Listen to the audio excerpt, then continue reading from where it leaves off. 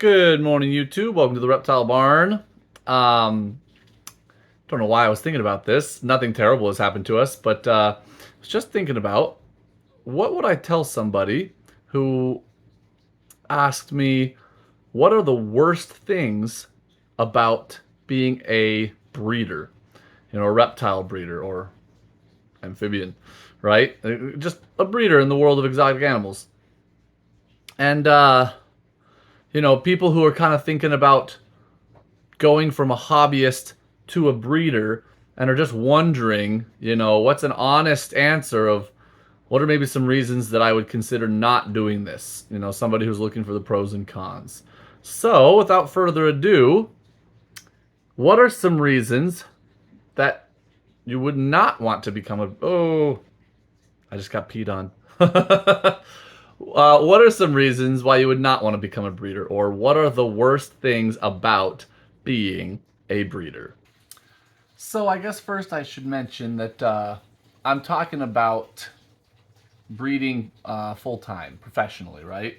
Not just hobbyists who are really experienced and want to breed their animals.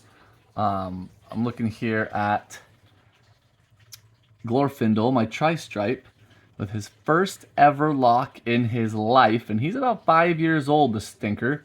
And he's locked up with this beautiful blackhead asphalt. Very, very, very excited about this pairing, by the way. So, but I just wanted to clarify. I'm not talking about, what are the worst things about just breeding reptiles in general, but about specifically being a breeder.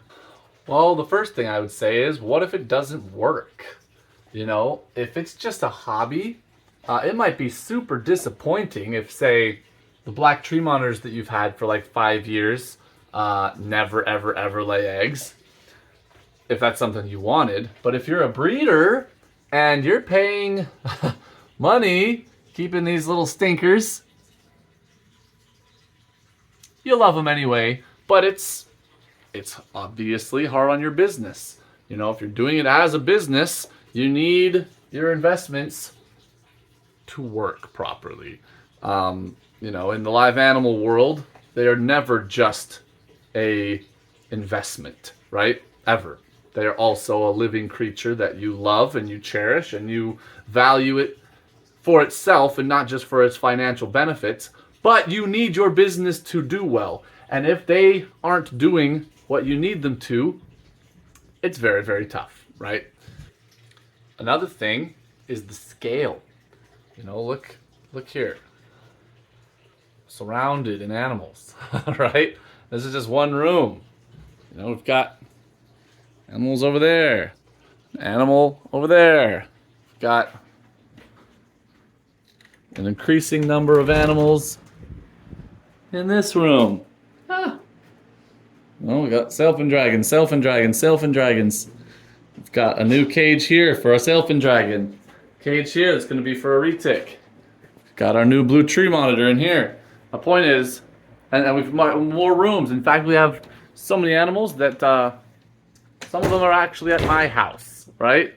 Which I didn't want to fill up my house with my business. But that's just how it is. The scale is important. You have to, if you're a business and not just a hobbyist, then you need to have inventory. You need to have things for sale. If your business is selling things, go figure.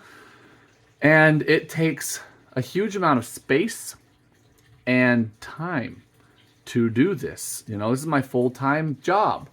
And it's a lot more than a typical 40-hour full-time job, I can tell you that. So if you are somebody who is going to lose some of your passion for your hobby, for your reptile part of your life, by having such a massive time commitment to it, then maybe you shouldn't do it as a business. It's overwhelming sometimes, and I'm not a very large business, right? We're still small scale, and so the scale of it can be overwhelming, absolutely. One of the absolute suckiest parts, and this isn't exclusive just to breeders, but it's more likely because of the scale of the number of animals you're keeping. What if you have an animal die? And I don't just mean of old age. Of course, everyone's going to have their animals die of old age eventually, right? But, when you're keeping hundreds of animals, chances of all 500, 200, whatever, 10,000, all of them staying perfectly healthy and never having an issue ever. This beautiful mystic potion here, her dad got impacted, and before we even realized, he was extremely bad, and we tried to rush him to the vet, but he died just faster than we could do anything. And this happens from time to time when you have a ton of animals. When you second guess yourself, you hate yourself for a little bit. It doesn't matter, honestly, to your heart, whether it's a $50 normal ball python or a $3,000 blue tree monitor. It doesn't matter. It always sucks, right? And hopefully your husbandry is good, so it doesn't happen very often. But sometimes something has a genetic defect and gets an enlarged heart. Nothing you can do about that, right? But then your breeding project is ruined. We have a couple of projects where we're just sitting on a male because the female died, right? Our Eastern Indigos. So there was nothing we could have done differently. She just had an enlarged heart. And we love George, right? The male, he's awesome. But he doesn't have a female. We're trying to remedy that. But it's expensive. It takes a long time to get the permit. That's just how it is. So that's another thing that, the more animals you have, the more likely something like that is to happen.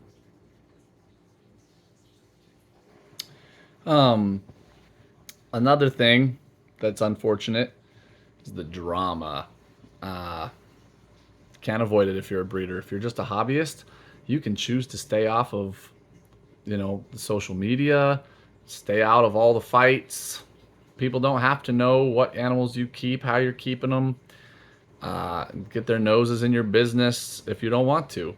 If you're a breeder, you kind of have to be on social media. And some of us hate social media. If you're a breeder, there's going to be drama no matter how vanilla you try and be, right?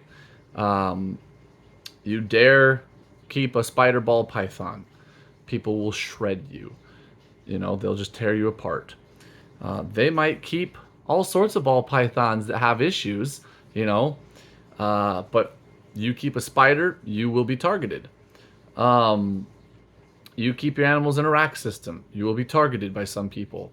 You just have these pathetic little tiffs between different breeders and factions and followings. It's just kind of insane, and it is unpleasant, and nobody likes it, and yet it persists.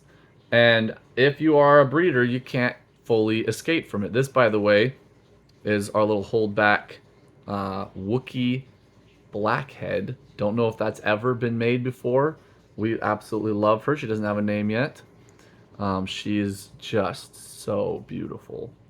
But so that's definitely a major downer if you're going to go from being a hobbyist to a breeder, because a breeder must involve themselves to such a degree that even if you don't do anything wrong, you're going to catch flack. If you do something wrong, even if it's an accident, you're going to catch major flack. So just be aware of that. I truly don't think it is avoidable, okay? It's just going to happen. Kind of related to that is the necessity to make sales, which means interacting with people. If you're super introverted, you just aren't comfortable making sales, pushing sales, advertising, etc. Well, you're a business now. You rely on sales. You rely on putting yourself out there, and a certain amount of interaction is just going to be required, right? This, by the way, is my wall of garter snakes mostly. Corn snake down there, and some plants up there. This is the first thing people see when they come into the barn. We give tours all the time, whether we're tired, whether we want to or not, sometimes. And I like giving tours. Liz likes giving tours. My kids like helping. So that's not a huge problem, but it can wear on you. You know, if you've had a 12-hour day of work and then you got a tour scheduled in the evening, sometimes that's a lot. But you got to do it. You got to do something to get yourself out there. You live somewhere remote like I do in Alaska. Not that I'm in remote Alaska, but just, you know, geographically separated from the rest of the country.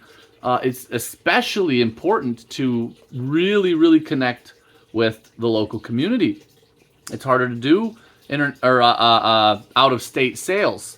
You know, I do it. I sell on Morph Market and stuff, and I ship all over the country, but I don't have access to the big expos, for example. I don't have I'm not in a place like Los Angeles or Miami where there's just millions of people right there ready to go. I have to connect with the public where I live pretty massively in order to have success as a business. And while I really do like people, I enjoy people, my energy for other people is limited, and if it runs out and I still have tours to do or a show or something, that can be extremely difficult and draining. And again, this is the difference between being a breeder and just a hobbyist, because for me it's required for my business to thrive, right? And my last point, guys, as many of you may guess, is financial stress, right? There are extremely hyper successful reptile breeders, right? All over the place. It's a very viable business model. But like every single industry, some businesses within that industry are going to struggle and some are going to fail. Just guaranteed. And you don't have to really be a incompetent person to fail at a specific business. You really don't. You're in this case, you know, we're keeping extremely expensive animals a lot of the time that we spent a huge amount of money to acquire. It takes years to breed them, and sometimes years of unsuccessful attempts in order to finally get it right. And then you have to make sales. You know, you can master everything else. Where to get reputable breeders, or where to find reputable breeders and get your original breeding stock, you know, your breeding colony, what animals to pick, how to keep them and raise them up, how to feed them, what requirements do they need. You get babies, you're like, oh my gosh, I've made it, I have success. But then you got to sell them, and you have to sell them at a rate that you're still profitable, right? This is Silver, or Silver Starlight as my kids like to call her. She's a silver phase Savu python. She won't be breeding this year, but probably next winter she will. So we may have little Savu babies in 2025, which would be awesome. But financial stress is a killer, man. Most of you know that, right? We almost all experience it at some point. Some of us experience it our whole life. So it wears on your self-belief, it wears on relationships, it wears on your enjoyment of your hobby and your business. And you know, until you really, really, really figure it out and master, you know, financial principles of you know, how to get ahead, how to save, how to live within your budget, how to budget at all. You know, the same things that you ought to be doing for your personal finances, you got to do for your business finances. And many of us have not mastered them even for our personal finances. So, financial stress is a major concern for a lot of people. Is this going to work? There isn't a magic button. There isn't a, if I do this, it will work kind of thing. So if I just am willing to put in the hard work to do XYZ, then it will work. That doesn't exist in entrepreneurship, right? And it can be a killer, right? You know, if you're a hobbyist and you're like, okay, here's my disposable income. I'm going to dedicate this much of it to my hobby. Okay, you know, you have your day job, whatever, you have your finances in order, then go for it. You could spend all your disposable income on your hobby, and that's fine. You value your hobby at a certain amount, and that's what you're going to spend on it. That's great. But as soon as you're doing it as a business, your business must be self-sustaining. And eventually, it's got to pay you, right? So you have all of a sudden this requirement on you of what your business has to do that constitutes success. Success as a hobbyist is, do I enjoy it? Yep, okay, great. You know, do I enjoy it and can I really afford it? If the answer to those two questions is yes, then your hobby as a reptile keeper is a success. But if you want to turn it into a business where you're a breeder and you're trying to do it professionally, well, there's a whole lot more all of a sudden that you have to be able to say yes to that would constitute success. And finances is such a massive part of that, right? Um, so that this video is really not meant at all to turn people away from becoming a breeder. I think that the hobby could use more breeders, especially of rare stuff like this. You know, we don't want these animals to disappear from the hobby, and more and more and more of them, it's going to become illegal to take them out of the wild, as it probably should. We need people who are passionate enough about it to figure out the breeding and then do it on some sort of scale to where we have a viable genetic pool of them in captivity, a refugia population, you would call it, right? Um, and if people aren't willing to do this at any sort of professional level, I don't think, you know, the zoos and the universities of the world can handle it. There's tens of thousands of species, and only a small fraction of them are being worked with in the academic world. Many more of them are being worked with in captivity by breeders, right? So it is really valuable, but obviously, if you're going to do it professionally, then you need to enjoy it. It needs to be your passion, and you need to have success. And I hope that with this video, I'm not just depressing people and making people think, oh, I shouldn't do that, but rather now you can go into it with your eyes open and feel like, okay, are those all factors that I'm willing to face? And do I think that I can, you know, conquer all of that? If so, join us, right? We would love to have more breeders here in Alaska. We love seeing people, you know, dip their toes in and be like, maybe I could do this. But it's tough. It's hard work. It's unrelenting work. And there's even things I didn't cover. You know, I didn't talk about once you're at a certain scale, how do you go on vacation? How do you even go camping? Like, it's one thing to be like, oh, I'm going to take my dog to a boarder or have a house sitter. Well, how many house sitters are going to take care of 400 reptiles, right? It's hard. So keep all that in mind, but also remember that pretty much every single person in the reptile world really loves reptiles, and they do it because of that. And if they think that the money will work out to do it professionally, then great. But if they don't want to mess with that, then just keep on keeping on as a hobbyist. And everyone contributes in their own way to these animals. And make sure you're doing it ethically. You know, don't cut corners. Be like, oh, well, I can get past some of those financial burdens if I just... No, don't harm your animals in any way or neglect them just because you're trying to do it professionally.